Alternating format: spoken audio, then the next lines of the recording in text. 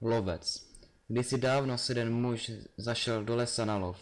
Jak padla noc, zjistil, že v neznámé části lesa.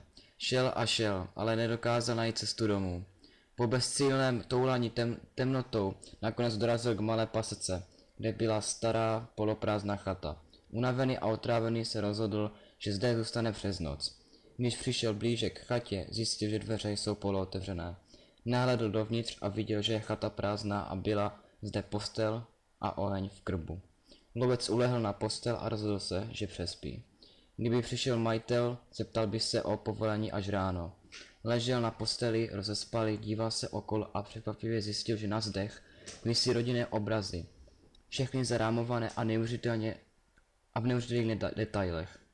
Vypadaly jako živé a bez výjimky každý byl ošklivý. Podivné obličeje na portrétech v něm vzbuzovaly pocit neklidu. Byly namalované, jako by se snad dívali přímo na něj.